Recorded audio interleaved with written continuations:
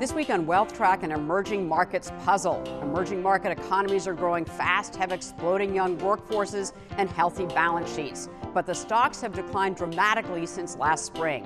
What's wrong with this picture? Find out next on Consuelo Mack Wealth Track.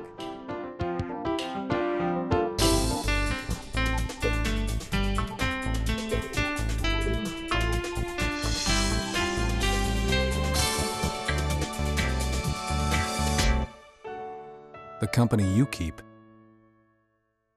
is also the company we keep.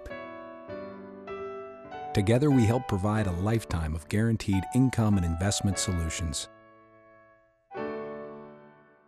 Hello, I'm Consuelo Mack. I want to tell you about a new opportunity to watch Consuelo Mack Wealth Track before the program appears on public television. As a subscriber, you can see programs 48 hours in advance of the general public and also find timely interviews and commentaries exclusive to Wealth Track Premium subscribers. If you're interested, just go to wealthtrack.com for more information. Thank you. Hello and welcome to this edition of Wealth Track. I'm Consuelo Mack. A common theme among recent Wealth Track guests is that we live in a slow growth, low investment return world. The one exception mentioned frequently is the emerging markets. While the U.S. and Europe face minimal growth or recession, emerging market economies are anticipating GDP growth of more than 6% and earnings growth of twice that figure.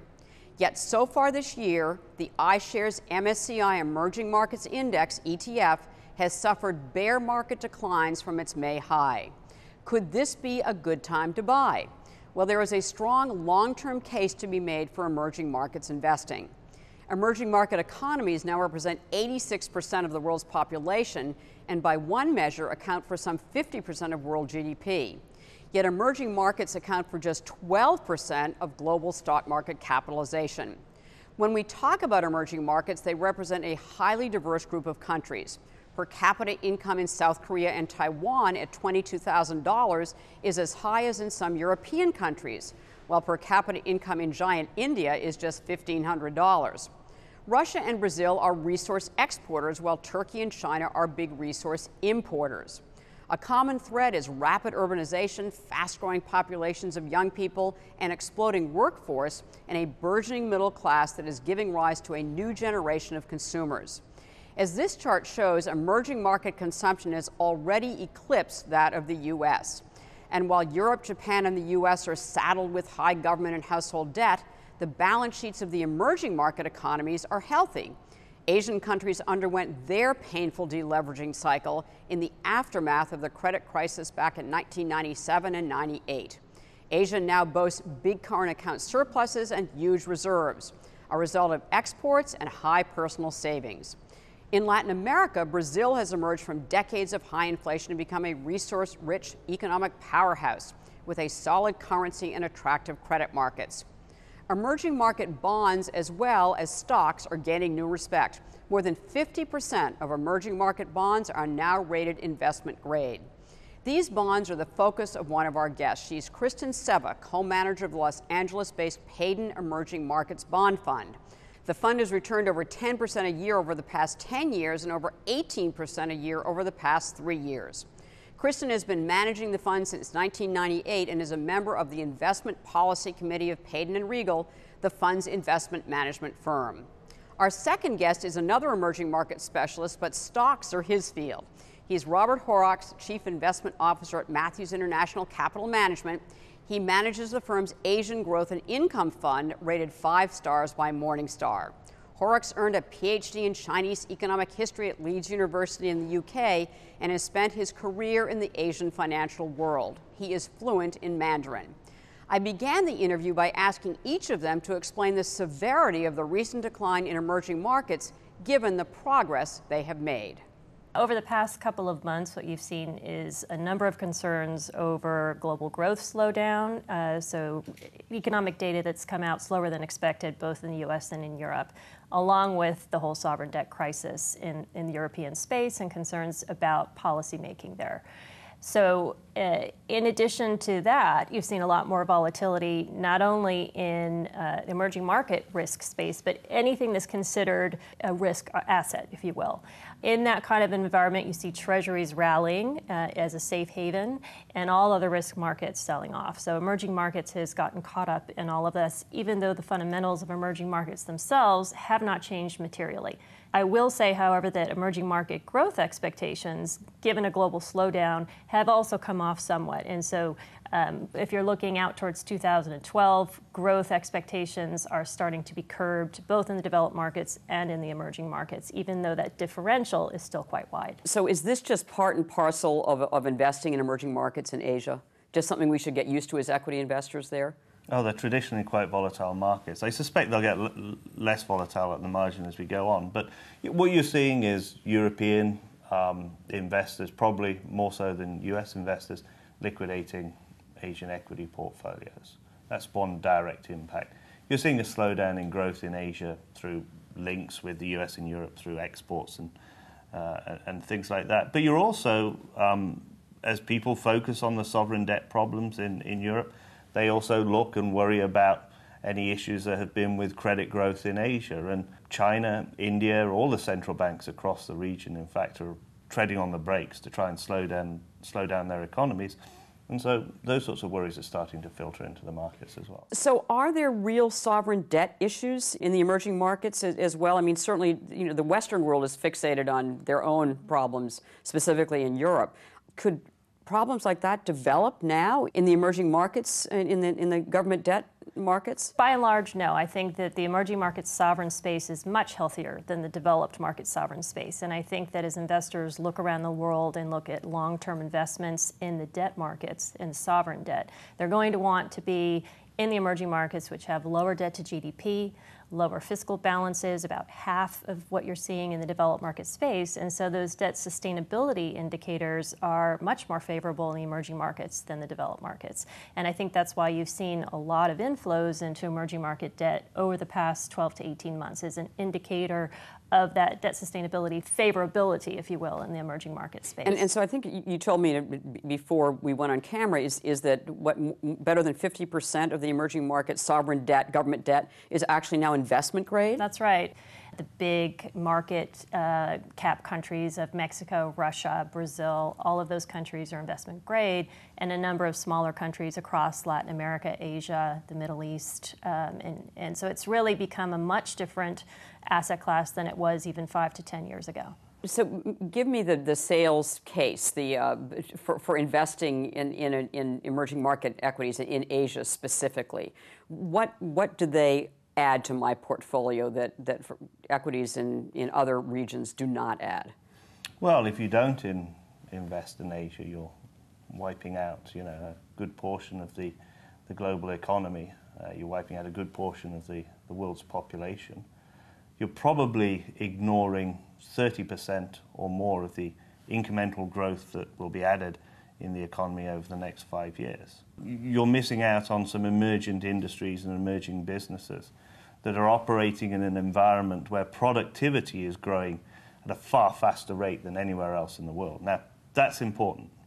It's productivity growth that means profitable growth in an economy. And in Asia, the rates of productivity growth in manufacturing 10-15% on an annual basis. And that throws up all sorts of opportunities for investors.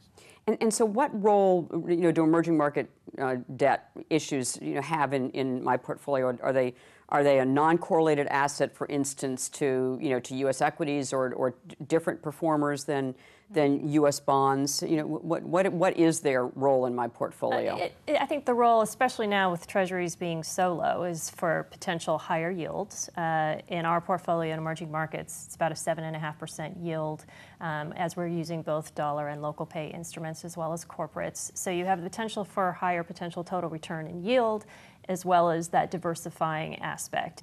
So share some investment themes with us, Robert. And I know at Matthews you take a bottom-up approach. You're focused on companies, not countries per se. So what are some of the themes that are coming out of Matthews in your investments? Well, there's many. I would like to agree just first of all in terms of the income that you can get from investments in Asia, and it is from the the bond side, but also from the equity side, and people tend to forget about that. I mean, yields in Asia are higher than they are in the US. And explain why that is, because...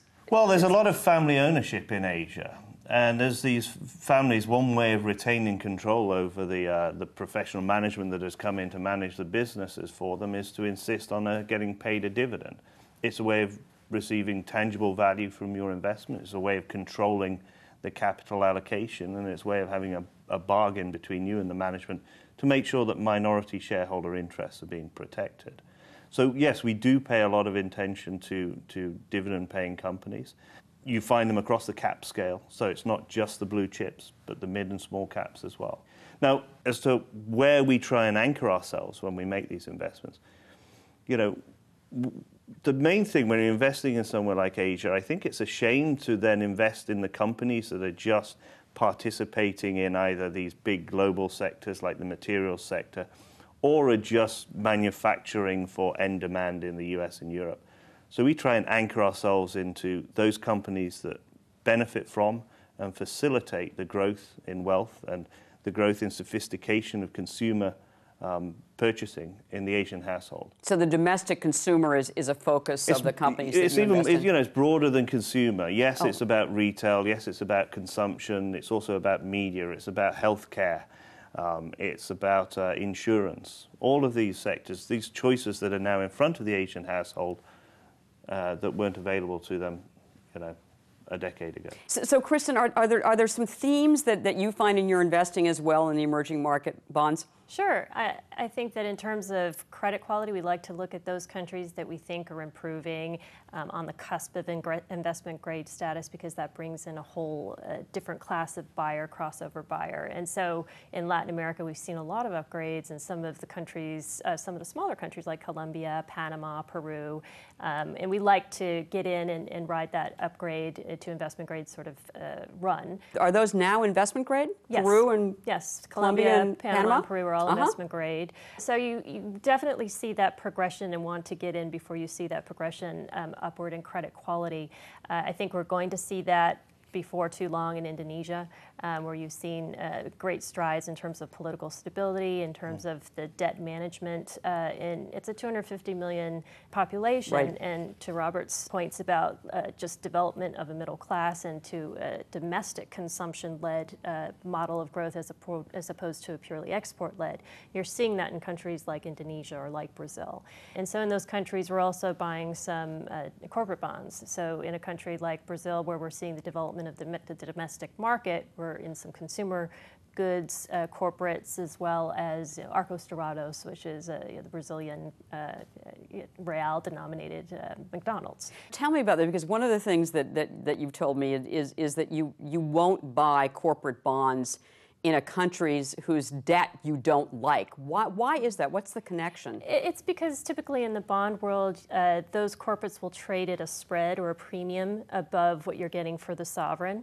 And so if the sovereign is going to have problems or potential default situation or just a deterioration in their sovereign spread, typically the corporates will trade off of that. And so we want to first feel that the country's going in a good direction before we will invest in corporate risk in that country in the bond space. Does that translate for you in Matthews as far as, I mean, will you invest in companies, for instance, that are in countries whose governments that you don't like, or how does that work? We do have a kind of unwritten rule that we won't invest in a country if the analysts are not willing to go and visit. That's smart. But I thought Kristen's points about places like Indonesia, I thought very well made.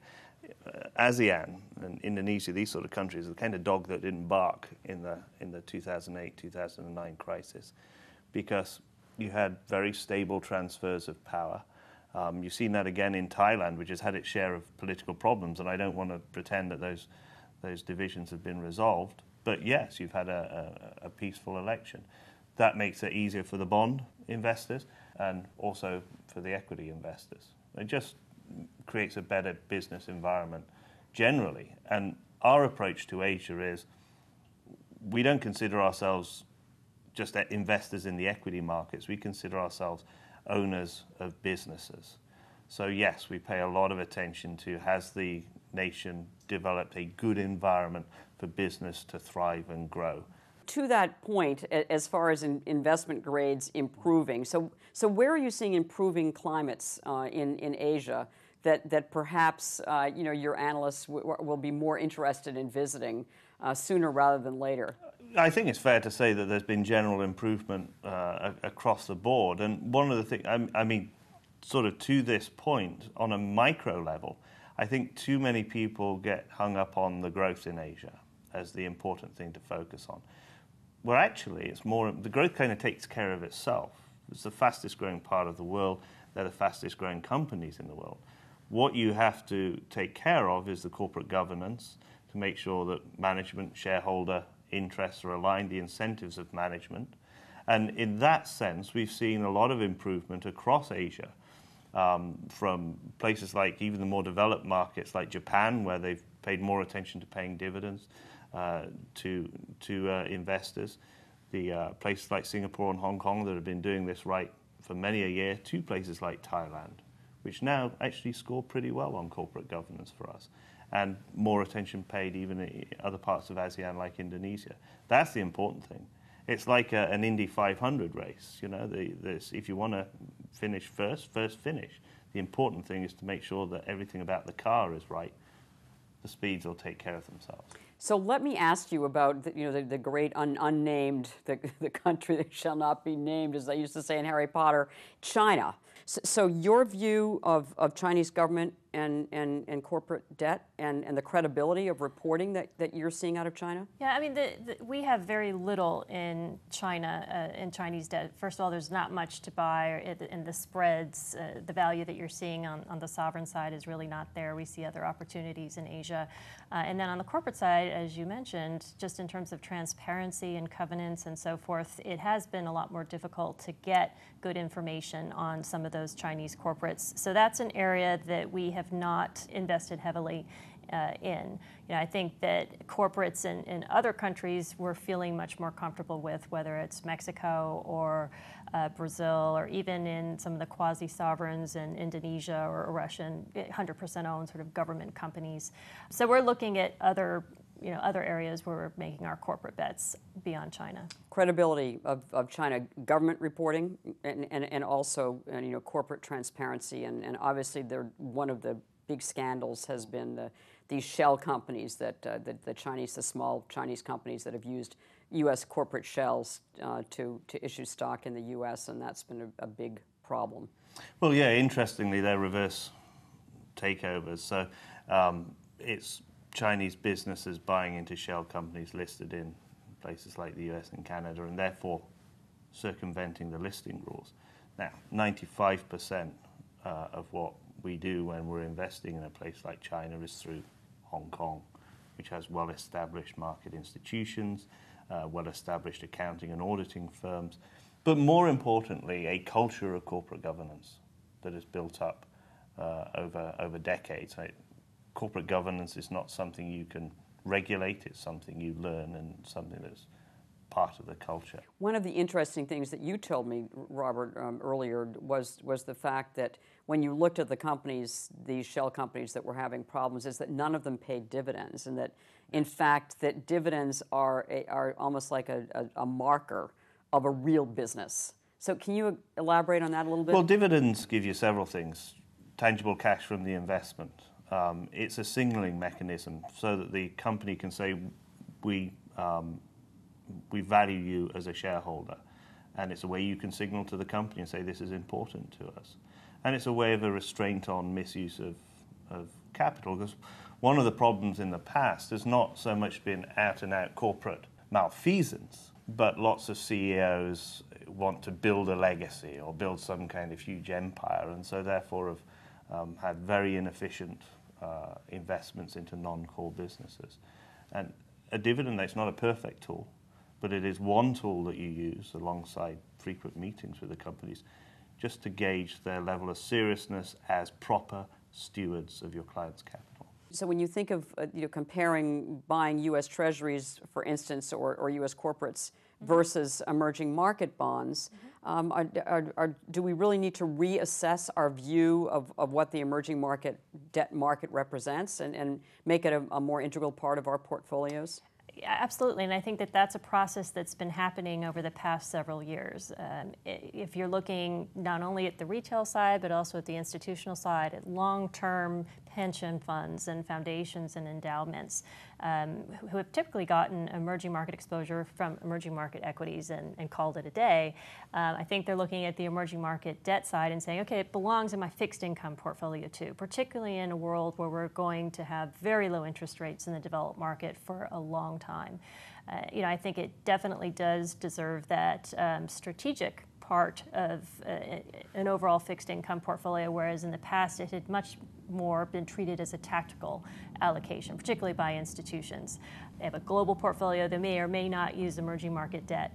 That's really changed very much so over the past couple of years to the point where it's really seen as much more strategic, long-term, structural play on balance sheets, not necessarily on the growth story. You're still going to have the growth story be a good part of why you want to invest in emerging market debt, but it's very much sort of a balance sheet story as well as compared to what you're going to get in sovereign debt in the developed world. So strategic as far as, Asia equities are concerned as well? Yeah, I think it's a great point. I mean, when I listen to what my clients tell me and look at the way that the clients are behaving, they seem to have taken Asia as a more strategic part of their investments. And that has profound implications, I believe, for the way they invest as well. Think about it. If you're a tactical investor, I'll buy Asia today, I'll hold it for 12 months, maybe I'll time the cycle right, make my 30, 40% or whatever I'm thinking of. Why would you care if the company you're buying pays a 3% yield or a 4% yield? And what would you care of its 10-year growth profile so long as it hits its next 4 quarterly earnings? So once you've decided that you're going to invest, as one of my colleagues says, in Asia, not on Asia, once you decided it's going to be a strategic part of your portfolio, then you start looking, well, what income can I derive from this investment on a regular basis? How can I let that accumulate over time? The compounding of interest, which is such a powerful force. And in fact, in Asia Pacific, over the last 20 years, maybe 2/3 of your returns come from dividends reinvested. So one investment for a long-term diversified portfolio, what should we all own some of in our portfolio? Any way that you can get a diversified exposure to these emerging market countries, the high growth countries that are going to be a much greater part of world GDP over the next 20 years, and beyond just the BRIC countries. So a diversified portfolio that would include what Goldman calls the next 11, which includes Turkey and South Korea, Mexico, Indonesia, Colombia, some of these countries that are also going to be a very powerful force in terms of growing consumption and the growth of the middle class. And so I think you can get that through a number of vehicles, either on the bond side or the equity side. And I think it depends, too, on how much local currency you might want to take, because there's a number of local EM funds that would be very interesting and can get that kind of a very diversified exposure to a broad growth of the emerging market space. And your one investment for a long-term diversified portfolio would be? We actually look at Asia as a place to get income, and to invest in those companies that are willing to pay out a good dividend here and now and commit to growing that dividend over time. And why that's important is because those kinds of strategies, focusing on through the cycle growth, they tend to have a more dampened kind of volatility than the overall markets. They tend to correlate less closely, I guess, with developed market equities.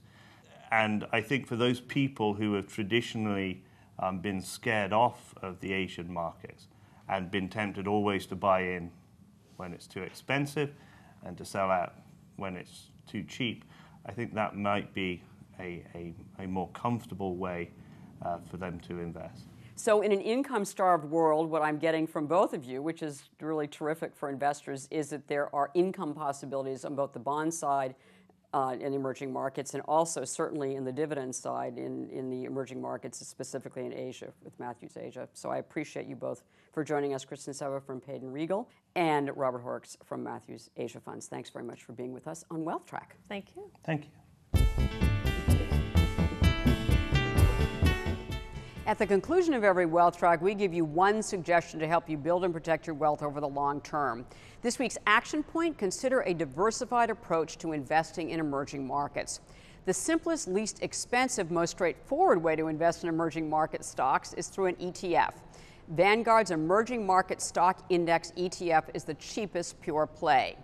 If you prefer the skills of a portfolio management team for a broadly based emerging market stock fund, Morningstar recommends American Fund's New World Fund, which is more conservative than its peers and has low expenses, but it does charge a front-end load.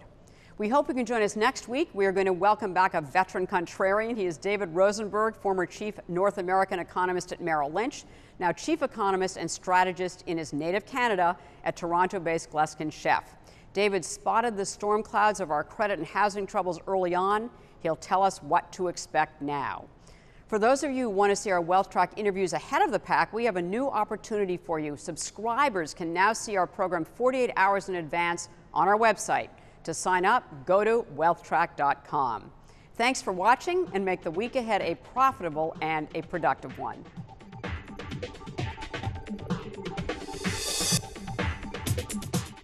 Additional funding provided by Loomis Sales, investors seeking exceptional opportunities globally, and Wintergreen, your home for global value.